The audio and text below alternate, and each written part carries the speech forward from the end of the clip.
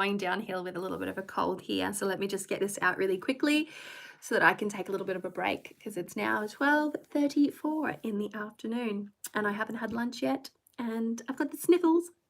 That's why my nose is all red. So I'm just gonna wrap something up here and then leave it at that.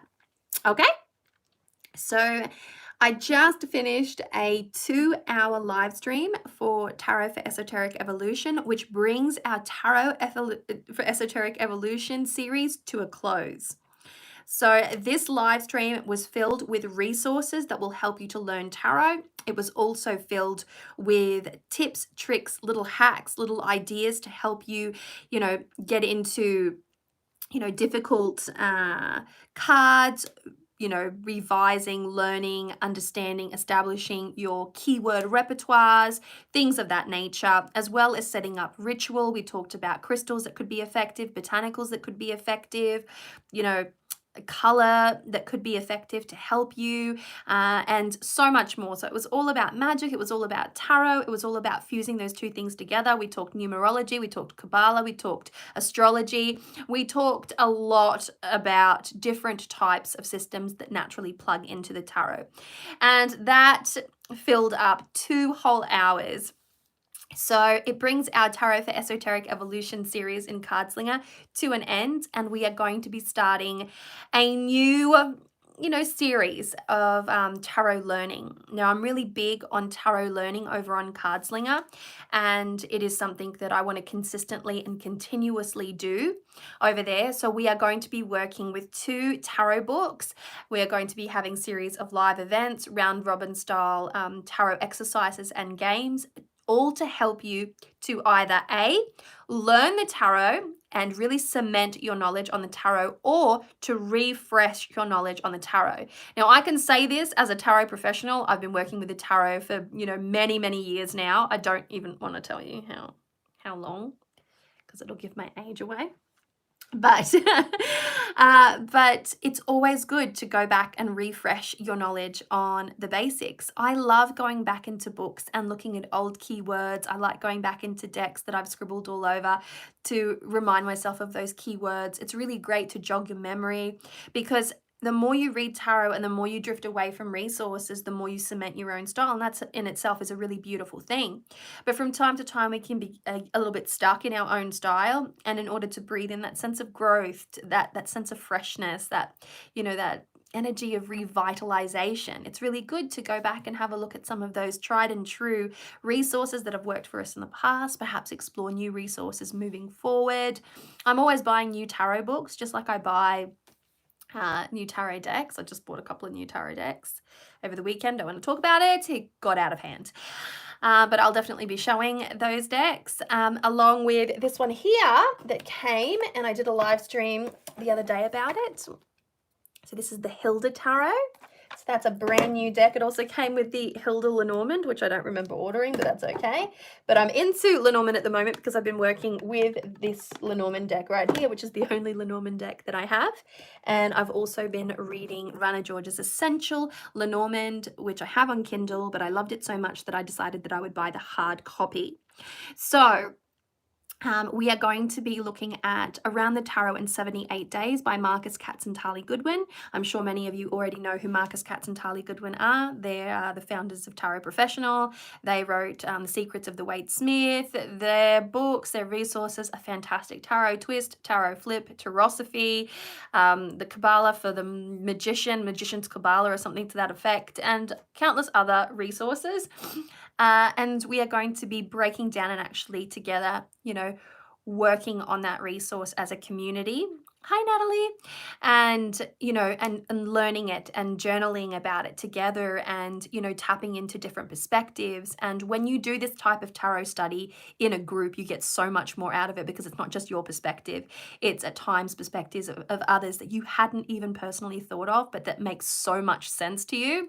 So today's live stream, I was reading some resources out of Around the Tarot for 78 Days, and we and also tarot reversals, and because we talked about resources full stop, for all different types of approaches to the tarot, and little situations that you might want to familiarize yourself with as a tarot reader. And you know, I read some things from tarot reversals, and you should have seen it. It just, like, little light bulbs go off. And it's, yeah, it's a beautiful thing to share learning and to learn within community and to learn with the support of community and the perspective of community as well. Like, when we sit down to read a book, we interpret that book. It's a singular interpretation of a singular material. When you share your interpretation with another person, it breathes a whole new energy and a whole new perspective into the equation. Now, say you do that with 10 people. You have the luxury of 10 unique and different perspectives, some which might skim close to mirroring your own, and some that might be totally different, things that you hadn't even thought of. And it's really great to be able to see how a resource is interpreted, how a deck is interpreted, how a keyword comes about taking formation, and so on and so forth. So it's a really valuable practice to sit down and study the tarot always, no matter how long you've been doing the tarot. It's still good to study it. I still study the tarot regularly. I still talk to professional tarot readers about, you know, things, ideas, interpretations, and, you know, methodologies and strategies. And you know, I'm consistently, you know, learning the tarot. You never ever stop learning the tarot. And when you want to, you know, start to incorporate different modalities into the tarot, like numerology, like astrology, like Kabbalah, to name but a few, then, you know, you reach out for further resources and for further ideas when doing that. And yeah, it's an evolutionary experience. Tarot is an organic system that will continue to grow as the years, you know, keep ticking over, as people age, as new tarot readers come into the equation, as new books are being released and new decks are being released and new rhythms and trends and resources are coming out. Then you are going to get more and more tarot, more and more new tarot. Tarot has changed so much in just the time that I have been a tarot reader. You know, I definitely have my favorite tarot books, and I definitely haven't found anything to rival that, you know, that level of detail, that intricacy in knowledge, and that just that the intensity of these resources. So I absolutely have my favorites. This is not to say that I discount anything moving forward, any resource moving forward, because I get books on tarot all the time. I just don't gel with them in the same way as I gel with my tried and true, my favorite resources. But they still have nuggets of wisdom, worthwhile information. Some of it is very rehashed information, repackaged information that comes from some of the old books, some of the classics. And so I prefer to go with the original sources, but I still get out there. I support new authors. I support new tarot decks. I just bought the True North Tarot. The Anima Mundi Tarot was brought to my attention just yesterday, and I thought about buying it, but the True North Tarot I definitely bought. Bought the Hilda Tarot. I bought my third copy of the Mari El Tarot, or the Mary El Tarot, depending on how you like to pronounce it. You know what I'm talking about here, folks. But tarot learning for me is, you know, just, you know, it's essential. Working with the cards, it's great to be able to devour resources and then to take a step back to process what you've learned, and then sit down and work with the cards and see if you can actively channel into your practice what it is that you've learned. Some systems, some information, some resources, some forms of inspiration are easily channeled into your tarot practice, while others are a little bit more clunky. And it's not to say that they don't work, it's to say that you might not be ready to channel those into your practices just yet.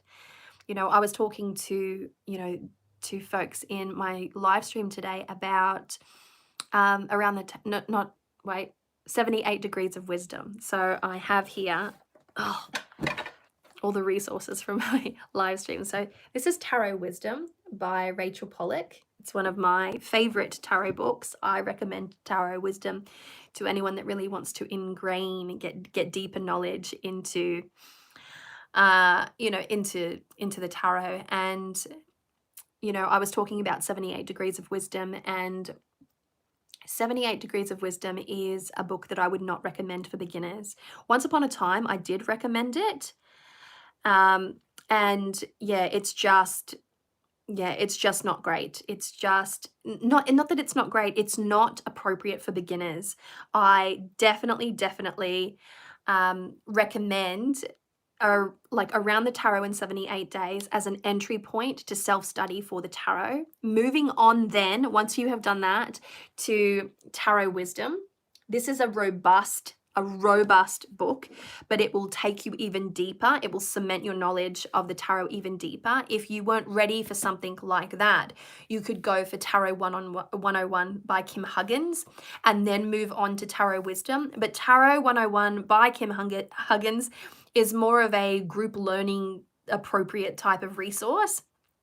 And once you have gone through all of the basics, and this book being one of them, you can get, you know, tarot, Understanding the Tarot Court by Mary Kate Greer, Tarot Reversals also by Mary Kate Greer, and then you might want to, you know, crack into Tarot Wisdom or around the 78 Degrees of Wisdom.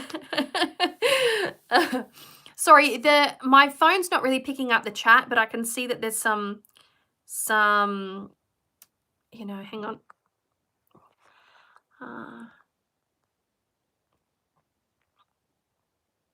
Yeah, I just removed him. I've just removed him. Just found